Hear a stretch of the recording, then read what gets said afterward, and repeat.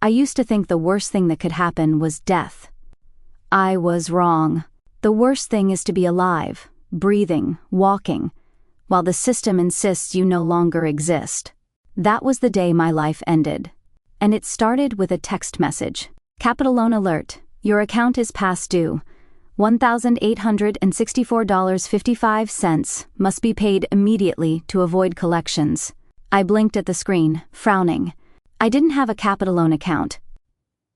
I was meticulous with my finances, borderline obsessive. No missed payments. No unnecessary debt.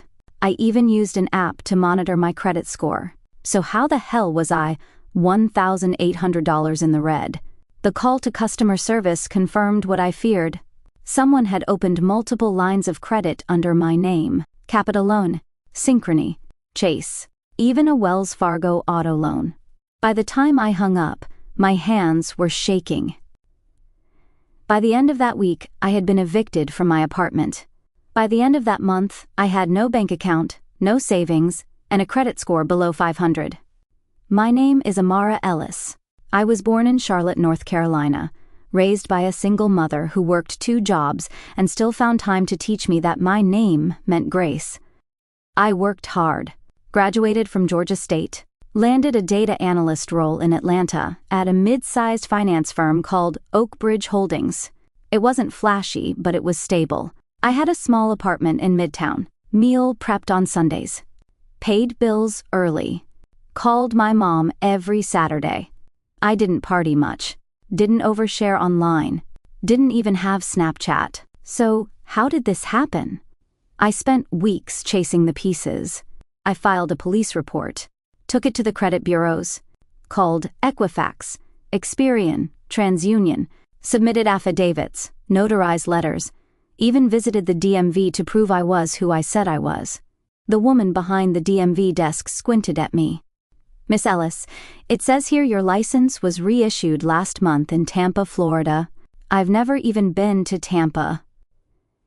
She looked me over. You sure? I walked out and threw up in the parking lot. That night, I called my cousin Tamara, the only family I had left in the state. We hadn't been close recently, but growing up we'd been tight. 2 girls with nothing but each other. She sounded genuinely surprised. Oh my God, Mara, that's insane. Who would do that to you? She offered me a place to stay, just until things settled. I accepted. I was too broken not to. Tamara was a rising influencer. She had gone from makeup tutorials to crypto sponsorships in a year. Her boyfriend, Kendall Brooks, was a tech guy, freelanced for a bunch of blockchain startups, always wore Yeezys, always had 3 phones on him. He greeted me with a half hug the first night I moved in. You the data girl, right? Tamara says you're some kind of spreadsheet ninja. I smiled weakly. Used to be. For weeks, I lived in their guest room while chasing answers. I slept with pepper spray under my pillow. I barely ate. And every night I'd hear them through the wall, talking about NFTs, Forex scams, and wire transfers. One night I heard him say, she doesn't even lock her laptop. That's wild. It froze me. It was a slip. A single file on Kendall's desktop that he left open while syncing music to a speaker. Tamara asked me to help him with Excel since I was good with that stuff. The file was called ssn_list_clients_2023.xlsx. It included my full name, social, bank accounts, and a folder labeled Regen.America Stimulus Fraud 2022, which included a forged tax filing using my credentials. I forwarded it to myself, saved it to a USB, and I ran. I checked into a seedy hotel off I-20 under a fake name. I had $137 to my name. No ID, no active cards, and for the first time in my life, I wanted to disappear. But as I sat on that hotel bed, watching the sun rise over cracked blinds, I realized something. I wasn't dead yet. And if I wasn't dead, I had options. I stopped being Amara that day. I bought a burner phone, downloaded Tor, read every guide on digital anonymity. I learned how to spoof IPs, mask metadata, and encrypt files. And I created a new identity. Nina Aderemi, a digital ghost. No past, no social, no trace. Nina wasn't interested in recovery, she was interested in revenge. Some people go to therapy. Some people go to church. I went to war. The day I became Nina Aderemi, I didn't just change my name. I changed my instincts. I stopped trusting smiles. I started watching screens. And I made a vow. I would not be a cautionary tale. I would be the caution. I couldn't just hack my enemies. That's fiction. Reality required method, paranoia, and preparation. I started with anonymity. A used Dell Latitude purchased off Craigslist, wiped clean with Linux installed. And ProtonMail, Signal, and Tor browser became my daily tools. A Burner T mobile SIM under a random Florida name bought with prepaid cash. Then I created Nina, an UX designer for a fake Miami-based firm called Skylit Digital. LinkedIn profile crafted from real job descriptions and blurred stock photos. On Twitter account filled with tech commentary and crypto buzzwords. An online portfolio hosted through a masked GitHub alias. By week 3, Nina had more followers than Amara ever did. That's the thing about the internet. You don't have to exist. You just have to look like you do. Kendall Brooks was the kind of man who thought his intelligence gave him immunity. He ran consultations through Telegram and Discord, sold white hat security bundles that were anything but, and Tamara, my cousin, my Judas, was his brand ambassador. They hosted webinars. Crypto Q&As. Tamara smiled pretty. Kendall dropped knowledge. I joined their public Discord under a new handle, Nina. I asked questions. I played dumb. I flirted. By week 2, Kendall messaged me privately. You're smart. You should intern with me. Real pay, not fluff. He didn't know I had already mirrored his IP, identified his hardware fingerprint, and logged 3 different crypto wallets tagged to his YouTube referral scheme. I said yes. As his intern, I was granted limited access to back-end environments under the guise of UX testing. But he was sloppy, lazy, and, most importantly, arrogant. From his GitHub commits and chat logs, I built a digital profile. Wallet on 1, Coinbase Pro. Wallet 2, MetaMask browser plugin. Wallet and 3, Trezor cold wallet, backed by a 21-word recovery phrase. I knew that if I wanted to get him where it hurt his money, I had to get that cold wallet seed. And I knew how I'd do it. Tamara was never a minimalist. She had a vlog on skincare, a YouTube series on daily hustle hacks, and an Instagram where she posted makeup tutorials and aesthetic smoothies. One afternoon, she posted a mirror selfie. Zoomed in behind her shoulder, reflected in the vanity mirror, was a handwritten post it stuck to Kendall's bookshelf. I never forget the girls who loved me and the codes that saved me. 21. For 21. I recognized the structure. It was his mnemonic seed, masked in a sentimental phrase. I zoomed in further. The corner of the post it had scribbles, blurred names in lowercase. Monica, Renee, Brianna, Faith, China. They were his exes. And just like that, I had 9 of the 21 words. I tricked Kendall into installing a UX plugin I created for Chrome. It monitored click heat maps, but also mirrored his screen for 10-second bursts every 30 minutes, triggered silently through keyboard shortcuts. It took 2 days of patient waiting, and then I saw it. He opened his Trezor interface. The full recovery phrase appeared for just 7 seconds.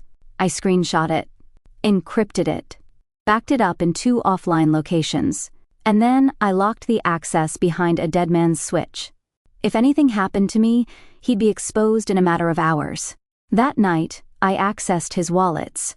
He had $72,000 in Ethereum, $18,000 in Bitcoin, and $3,400 in stablecoins. I didn't touch all of it. I left $2,000 in each wallet. I rerouted the rest through Wasabi and Samurai mixers, burned the logs, split the funds across 5 cold wallets, and buried the final trail behind a smart contract shell tied to a nonprofit for displaced women in Chicago. He woke up the next day and thought he had a connection issue. By nightfall, he was posting cryptic tweets like, "This space is full of snakes, loyalty is dead," and Tamara. She posted a photo of a broken wine glass with the caption, "New beginnings sometimes start with shattered truths." I sent him a note through his own secure messaging app. "The girls who loved you, they remember. The one you buried? She's back. Thanks for the seed phrase." I renamed it Justice 21. Nina, I didn't use the money for a shopping spree. I used it to pay off debt for 4 other identity theft victims I met online, and fund Ghostline's server, and secure new lives for 2 women I found hiding from digital abuse. It wasn't about money. It was about balance, and for the first time in my life, the ledger was shifting. You can forgive a thief. You can even forgive a liar. But how do you forgive someone who studied your wounds and decided to make them deeper? That's what betrayal from family feels like. And in Tamara's case, it wasn't just betrayal. It was intentional, calculated, cold. I was 9 when Tamara came to live with us. Her mother, my Aunt Denise, died of a heart attack in the cramped bedroom of a public housing unit in Durham, North Carolina. No will, no plan, just a suitcase and a shell-shocked little girl who'd lost everything. My mom took her in like she was her own. We shared everything, a room, school lunches, secondhand clothes from Goodwill. She used to cry in her sleep. I would hold her hand across the twin beds, and she would whisper, "Don't let go." I didn't, not for years. Looking back now, I can see it. The way she always needed to win. In high school, she flirted with the boy I liked, just to see if she could. In college, she got a job at the same department store and requested my shifts behind my back. But I excused it. She's had it rough. She's just trying to find her own path. She doesn't mean anything by it. I told myself all the things abused people tell themselves when the knife comes from someone they love. But the truth was, Tamara didn't love me. She loved what I represented. Stability, structure, success. She just didn't want to earn it. She wanted to take it. The plan began long before Kendall ever entered the picture. While I was working 9 to -5 and studying data privacy laws in my spare time, Tamara was experimenting with her TikTok persona, beauty tips, crypto empowerment, buzzwords like soft life and digital glow up. She started asking questions about my job at Oakbridge. "So how do you encrypt stuff? Like, if I wanted to protect my emails? What do you use for 2FA? Google Authenticator or the other one? What's your password manager again? The one you said autofills for you?" I answered, because I trusted her. Because that's what family is supposed to mean. It took me 3 weeks after the Kendall heist to confront her. I didn't want to do it over Signal or some anonymous email. I wanted to see her face.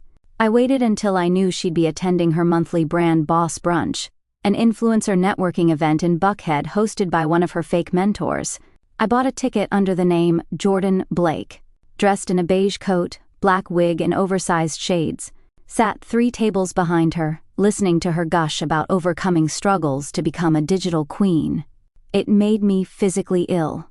After the Q&A, she stepped outside to take selfies.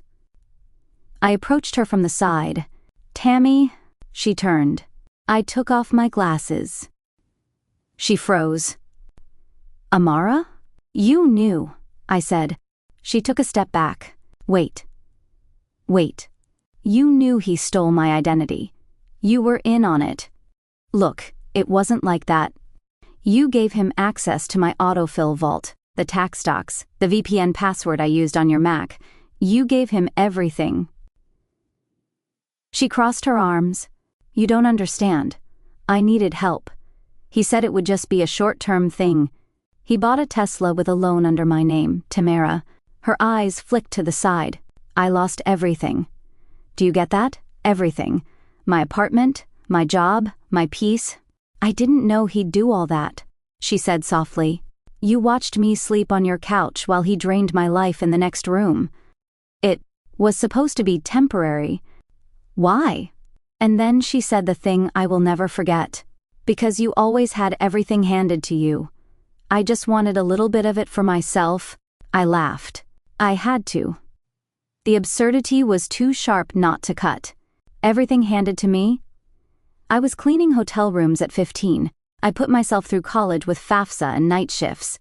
I didn't inherit anything. She looked down. It was just a mistake, she whispered. No, Tamara. A mistake is a wrong number. A betrayal is signing my name while I was asleep. I gave her a choice. I have everything. The chat logs, the screen recordings, his seed phrase, your voice messages helping him. All of it. Her eyes widened. I haven't handed it to the FBI. Yet, she swallowed. What do you want? Nothing. Not even an apology. I just wanted to look you in the eye when I erased you from the story.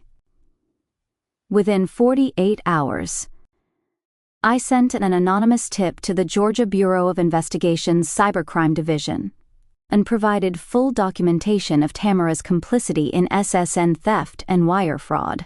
Untriggered autoforensic software on her email accounts via a phishing click I embedded in a brand deal invoice, and froze her PayPal, Stripe, and Zelle accounts through flagged report escalation. By the end of the week, her Instagram account was deactivated, pending investigation into financial misconduct. She tried to recover it. She couldn't, because I owned the new number tied to her tufa. I didn't destroy her life. I let her own actions do that. Weeks later, I received an email from a burner address. Subject, I get it now. I hated you because I thought you were safe. But maybe you were just pretending to be okay like the rest of us. I'm sorry. I know that doesn't fix it. But I needed to say it anyway. I didn't respond. Because healing didn't mean inviting poison back in. You expect the thieves to wear ski masks. You expect the lies to come from enemies. But the truth is this. In America, the worst data theft doesn't come from hackers in hoodies. It comes from bureaucrats in button-downs, pushing your info through broken systems that were outdated the year they launched. I learned that too late.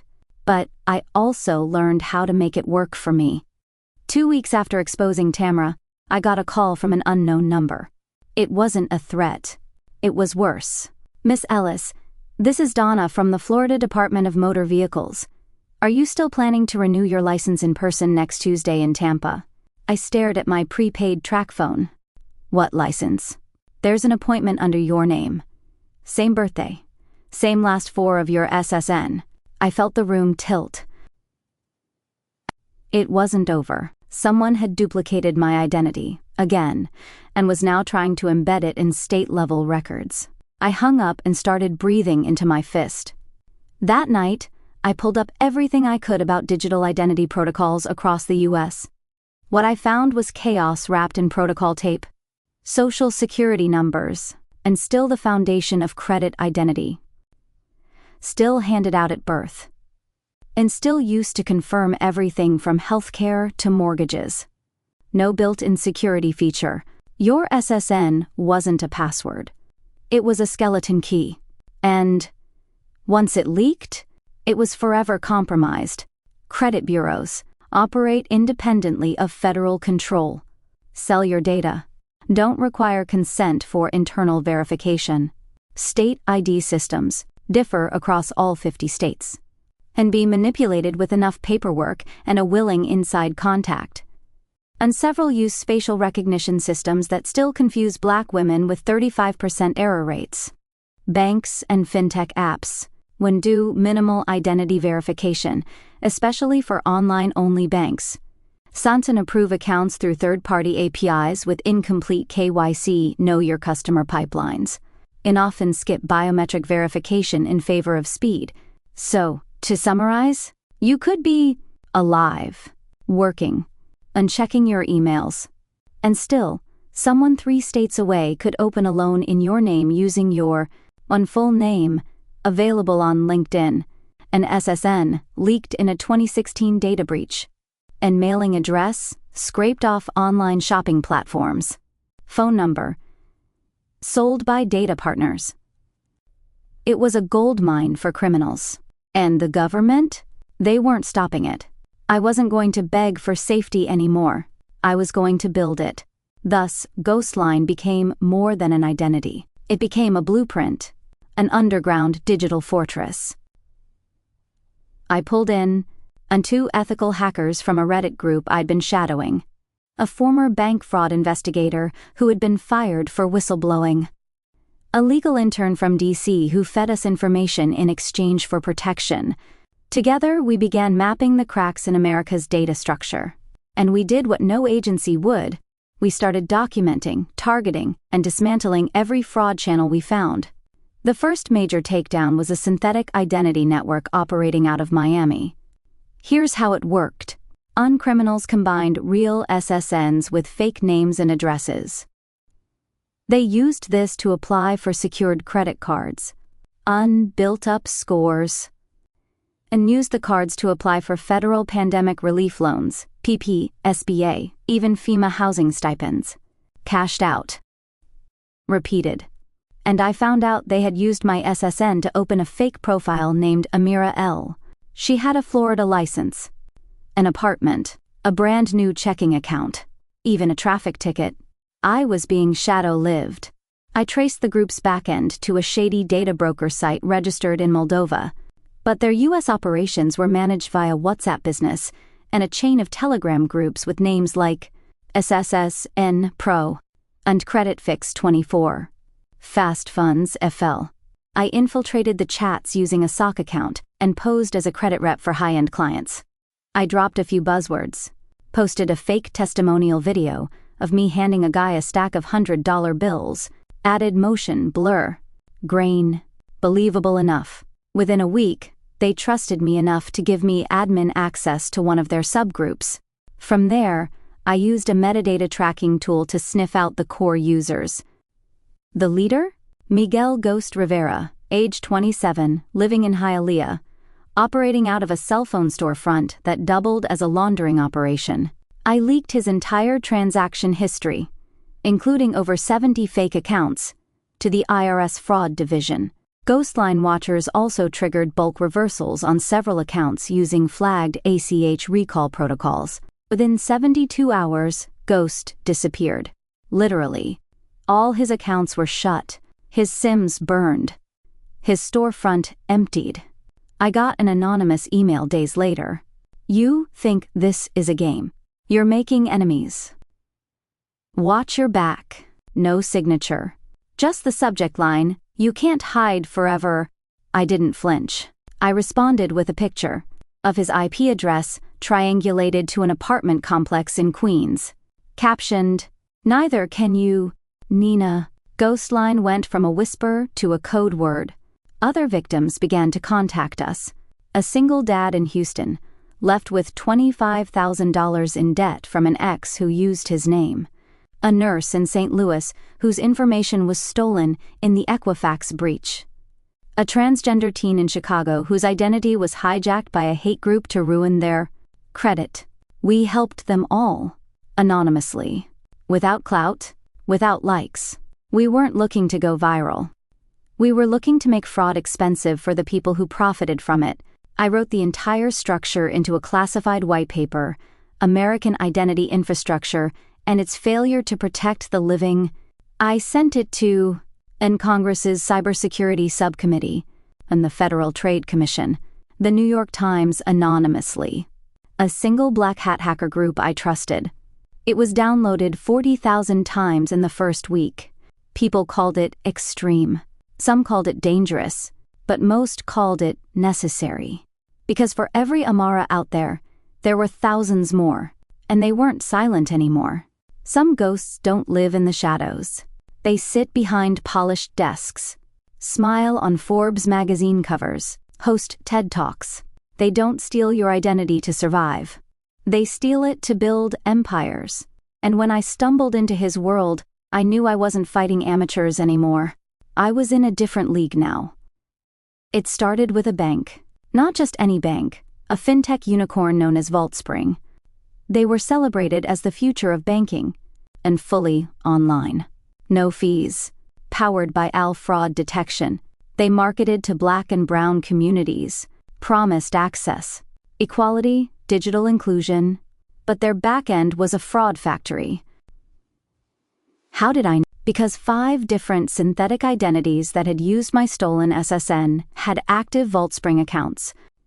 Even worse, each one had a $7,000 plus balance, at least one federal COVID relief deposit, and multiple cross-linked accounts to prepaid debit cards and gift card vendors.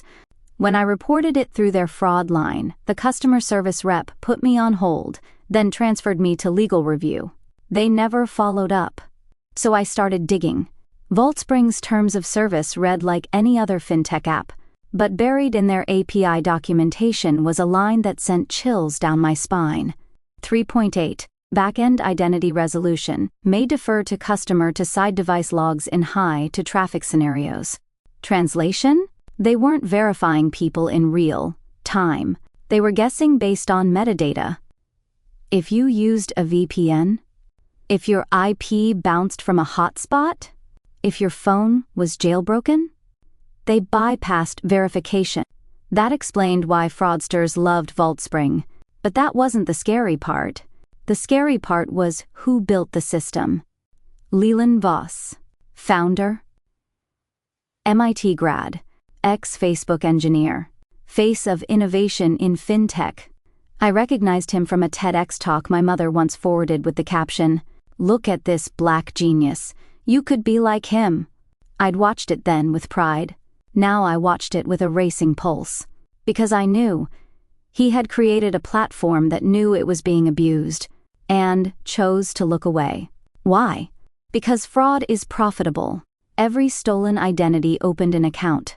Every account had money flowing through it. And VaultSpring took interchange fees off every swipe, every deposit, every ACH transfer.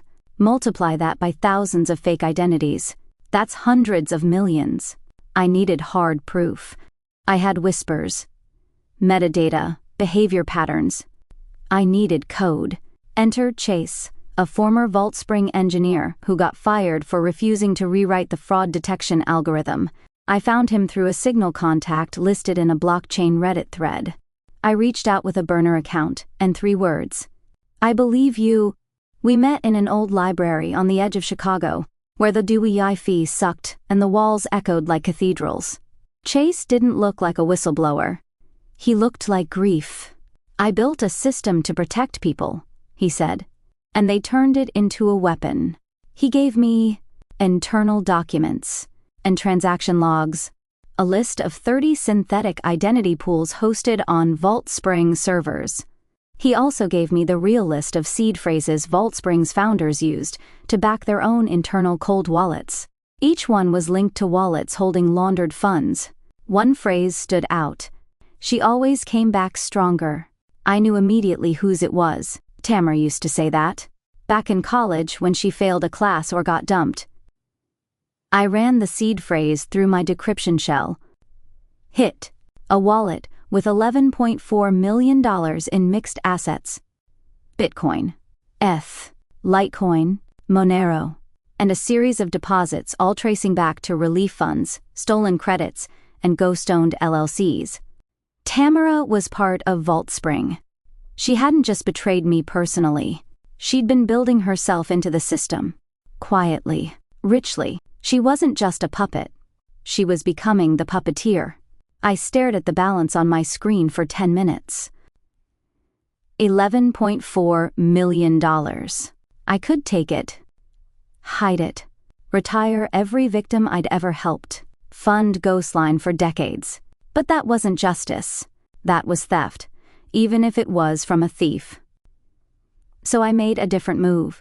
I copied the ledger, flagged every transaction, and uploaded it to a decentralized leak site built by transparency activists. Then I sent the link to the IRS Financial Crimes Unit, the Department of Justice's FinTech Task Force, a Wall Street Journal reporter known for taking down Theranos. I didn't want money. I wanted accountability. It came fast. Within hours, and my Proton Mail account was targeted in a brute force attack. My burner phone number was blasted across scammer spam lists. My mother received a fake IRS audit letter in the mail.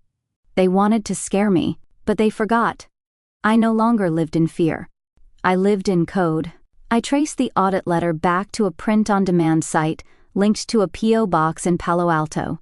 And I leaked that too. Within a week, Vault Spring's valuation dropped 38%. Congress launched a probe into fintech identity abuse. And Leland Voss deleted his social media. Tamara's name trended on Twitter under the hashtag #GhostQueen, not as a compliment but as a warning. I slept. For the first time in weeks, I didn't dream of screens or surveillance. I dreamt of walking barefoot in wet grass, of a name whispered in reverence, not shame. Amara Eze. Not erased, not exploited, not stolen, just whole. Every system has an immune response. Expose a virus, and the body fights. Expose a scandal, and the machine mobilizes. I expected the fraudsters to retaliate. I didn't expect the system to do it too. But then again, maybe I was still a little naive. I thought truth would protect me. It didn't. It started on a Tuesday morning. I was coming back from a CO-op workspace in Atlanta, sipping lukewarm coffee and checking encrypted messages on my old ThinkPad, when I noticed a dark gray SUV parked across the street from my sublet. Black tinted windows, Florida plates. I stood still. Watched. It was the same one I'd seen 2 days earlier, outside a Publix parking lot. And again, near a public library in Midtown. Coincidence? Maybe. But I stopped believing in those the day my life fell apart. That night, there was a knock on my door. 3 taps. No bell. I didn't answer. A business card was slid under the door. Marcus Hall, Risk Operations, Sequoia Shield Group, a Department of Homeland Security contractor. My blood went cold. I didn't just poke a hole in the system. I had drawn blood from the infrastructure of fraud. I did what I always do. I researched, traced, dug. Sequoia Shield wasn't a household name, but they were everywhere, uncontracted for cyber fraud mitigation by multiple federal agencies. One subcontracted by banks like Citibank and Wells Fargo for identity theft investigations, and known in darknet forums as SSG, the cleaners. They didn't investigate crimes. They contained them. They were the bridge between corporations and silence. The kind of group that made whistleblowers disappear into lawsuits, or car accidents, or sealed settlements. I was on their radar now. The next morning, I received an encrypted email. From someone inside. Get out now. They aren't here to fix fraud. They're here to bury it. VaultSpring is tied to national-level data infrastructure. You exposed it. That makes you dangerous. Signed, The Analyst. No name. No traceable metadata. But the header came from a familiar digital fingerprint. It was Chase, the VaultSpring whistleblower. I had built Ghostline to help others disappear digitally. Now, I had to use it on myself. And changed apartments. Again, bought a decoy phone and left it powered in a locker at a MARTA station, and redirected all my devices through a rotating string of Swiss Czech and Icelandic proxies. Unmoved all Ghostline operations off my primary server. But most importantly, I activated Black Coral, my last resort. Black Coral was a digital kill switch. A protocol I had designed in case I was compromised or killed. If activated, a 400-page leak would go live across 17 independent journalism platforms. Over 2,000 synthetic identity patterns linked to real U.S. institutions would be exposed. Names, internal memos, source codes, and all of it, public, permanent, irreversible. I had built it like a nuclear deterrent. If they came for me, I would bring the entire structure down with me. 2 days later, I got the call. Blocked number. Ms. Aderemi, the voice said. Calm. Male. We'd like to offer you an off-ramp. I stayed silent. You're talented, strategic. You understand systems. We'd rather redirect than remove you. Remove? You've made yourself a problem, but problems can become assets. Join our cybersecurity initiative, non-disclosure, obviously. We'll restore your record, you'll be protected.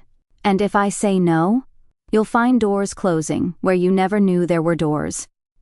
Click. They didn't threaten to kill me, they threatened to erase me. Again. Only this time it wouldn't be criminals doing it. It would be the government-sanctioned cleanup crew. I spent that night staring at the ceiling of my sublet. Everything in me wanted to disappear. Just go. Start over. Take a new name. New life. But then I thought about Irene, the 16-year-old whose mom's BVN was used to steal housing funds. And Chase, who lost everything for telling the truth. And my mother, who still believed the government would protect us. And I knew I wouldn't run, because running was exactly what they counted on. They didn't want me gone. They wanted me silent. And that meant the only real resistance left was to speak louder. I published a new document on the same transparency platform where the Vault Spring leak lived. But this one was personal. It was titled, Operation Black Glass: How Public-Private Partnerships Facilitate Identity Laundering in the United States. Inside were N copies of my fake audit notice. And traces of Sequoia Shield's data crawlers tied to inactive stolen identities. Evidence of how fintech companies launder risk behind subcontractor NDAs. And a 60-second video of me, masked, voice synthesized. I was erased once, I rebuilt myself. Then they came again, not to punish the guilty, but to punish the one who spoke. Let this be a record, a ledger. You can delete accounts, you can kill servers, but you cannot kill the truth. You cannot kill all of us. That video was downloaded 1.3 million times in 72 hours. Reddit, Twitter, Discord, Anonymous, WikiLeaks. A dozen senators were tagged. Journalists demanded comment. Vault Spring's board issued a statement. Sequoia Shield's website went offline. For the first time, they were the ones running. And me? I stayed. Not as Nina, not as Amara, but as something new. A hybrid, a survivor with a weaponized name.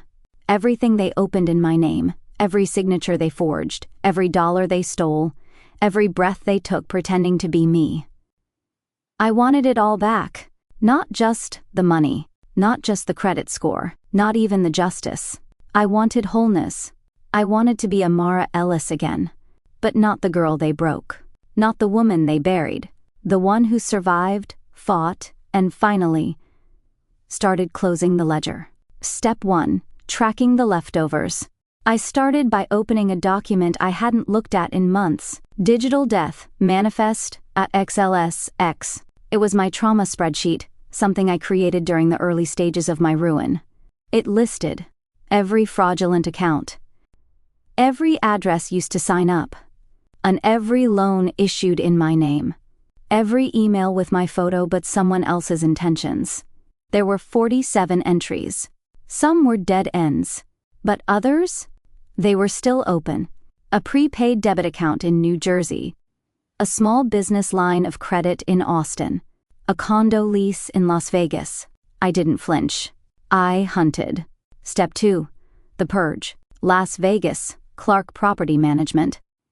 I called as my own paralegal, using a voice modulator. This is Olivia Trammell, legal rep for MS Amara Eze. We're investigating long-term identity fraud tied to your lease 20049 LV.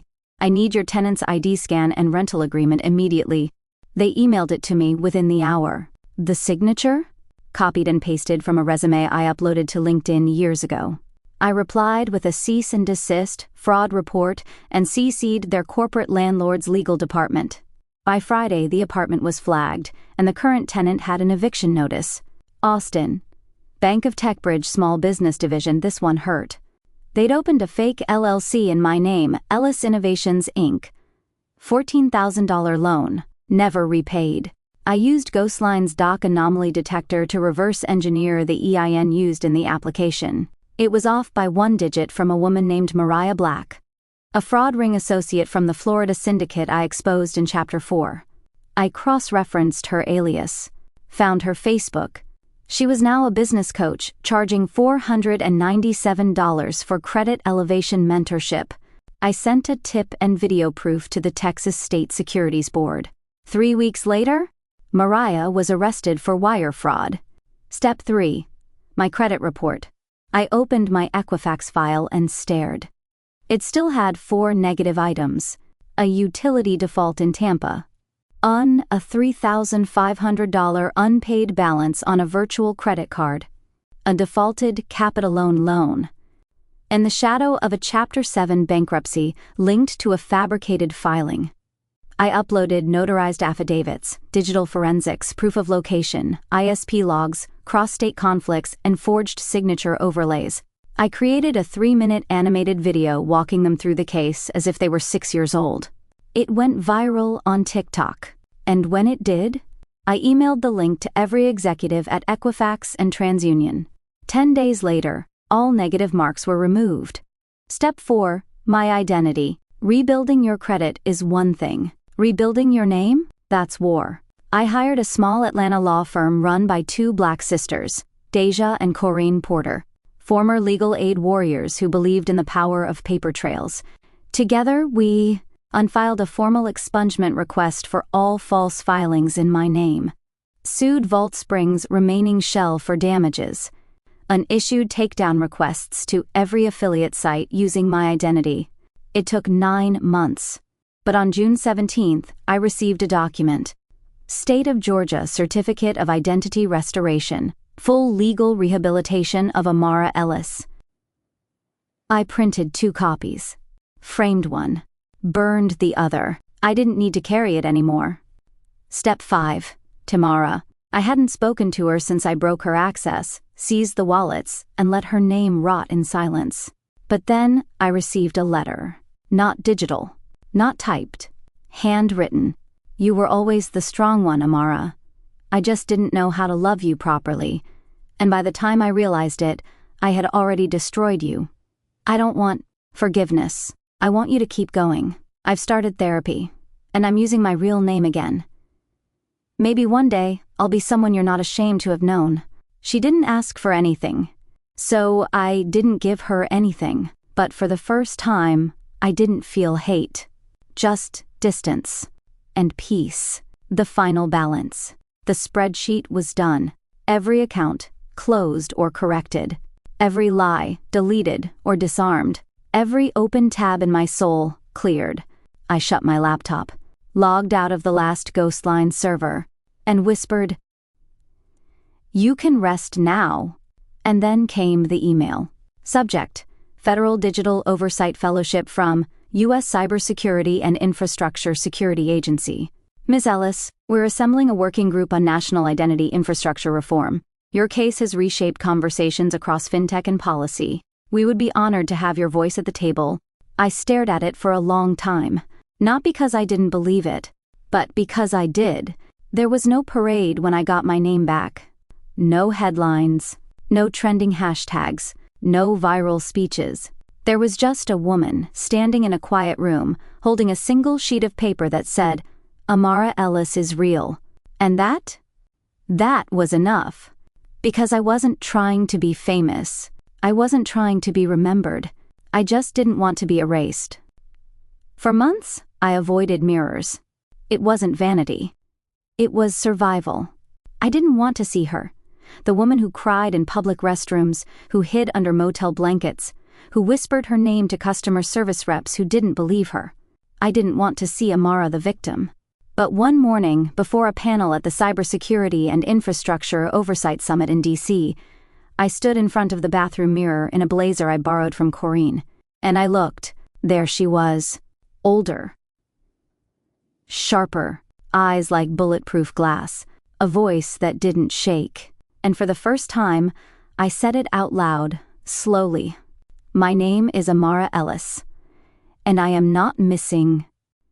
The hotel ballroom was ice cold, filled with sharp suits and expensive lanyards. I wasn't there to beg. I was there to testify. When it was my turn, I walked up, calm and clear, and said, "I was erased in your system. I was sold by your contractors. I was defrauded by those you called innovators. But I didn't vanish. I adapted. And now I'm here. Because I refuse to let this happen to anyone else." And when I finished, the room was silent, not out of awkwardness, but respect. I didn't just survive. I changed the conversation. I didn't shut Ghostline down. I evolved it. It's no longer run by fear or anger. It's run by justice.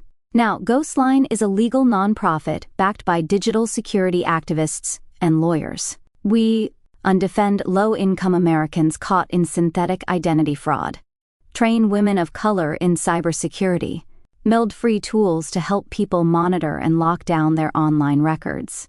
We don't call ourselves heroes. We call ourselves survivors who stayed. A few weeks later, I received a thick envelope with a handwritten address. Inside was a check, 6 figures, and a note. "You saved my daughter. She didn't want to live after what happened, but then she found your leak. She read your name. She knew she wasn't alone, and that changed everything. Thank you, Amara. SL, Chicago," I cried. Not because of the money. Because I realized I didn't just get my name back. I gave someone else a reason to keep theirs. I live in a different apartment now. Quiet neighborhood, no cameras, just a dog named Ledger and a garden I planted with my own hands. My credit score is good. My driver's license is real. I even have a passport again, but that's not the part I care about. What I care about is that I can walk into a room, introduce myself, and not flinch. No lies, no aliases, no shadows. Just me. Amara Eze. Whole, tested, unbroken.